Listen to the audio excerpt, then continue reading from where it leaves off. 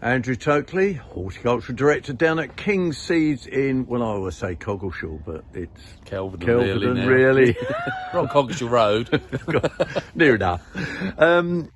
New varieties. Most seed companies, pretty well all seed companies, will have new varieties that they bring out each year. King's is no exception. No, we try and introduce some new varieties each year, but it has to be a new variety with a purpose. So in other words, we'll try and introduce something that has a place in the garden that we see as a benefit for the garden, and not just because it's a new novelty. So that is rather, yeah, it does happen, doesn't it? It does. It in does the seed happen. trade and the plant trade. It does, and we want something so if the customer grows it, there's a benefit for them growing it.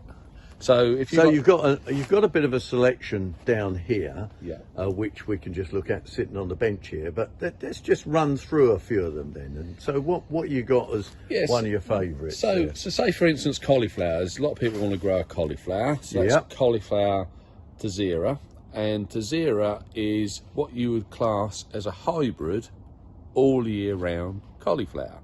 We all used to grow all year round cauliflower, which was the quality of the curd is not what it used to be. It's an old open pollinated variety. Well, now you've got a variety that is a hybrid, but you could do it exactly the same as an all year round cauliflower. So it's a benefit. It's a benefit. So you've got a quality cauliflower, better disease resistance, better quality curd, and it's you're going to get something that's far superior, more looking like a cauliflower you buy at a supermarket rather than one that have a little bit of a scruffy head.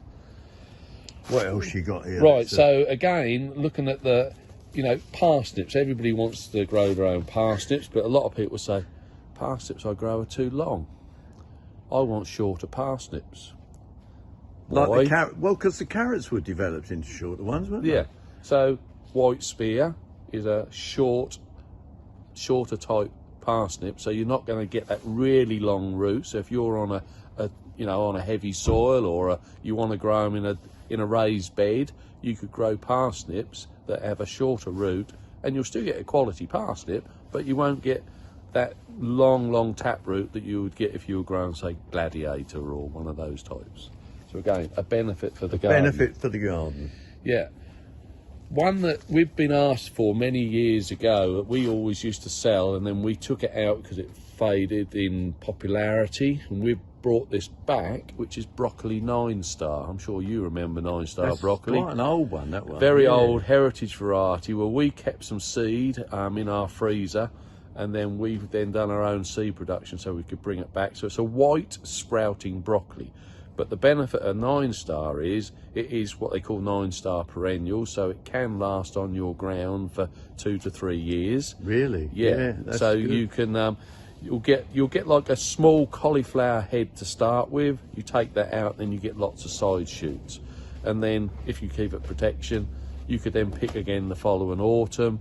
And then after that it gradually runs out of steam. But again, a benefit for the gardener. And sprouting broccoli now has gained in popularity, so people are saying, well, I want to grow some sprouting broccoli, I want to grow white, and 9-star was one of the first ones that came out. That's a good one. Yeah. Cucumber Party Time is a small cucumber that only grows around about 4 to 6 inches long. They're popular today. They are, but the benefit of this is it hangs in clusters, so you can get up to 2 to 3 cucumbers per node as it grows up the plant. So like you'll a cluster of grapes, even. Yeah. So you'll get lots and lots of these cucumbers off of plants. So if you're again shorter space, you can grow that in a very small area. So ideal if you want a small snacking cucumber. Good flavour, all female as well, so you're not going to get any nice bitter. And simple, isn't it? Yeah. Again, if you're short of space, you could have Minico lettuce, which is a small iceberg type lettuce, so only about the size of a tennis ball. So you could grow that in tubs and grow it in tubs. Good flavour, but it's a mini iceberg. So if a lot of people want the food that you can use a whole lettuce in a meal, ideal for that sort of purpose. And if you want something different, there's lettuce and what's that one? It's got a bit of Rosso in it there, lettuce and maize, which is a red little gem.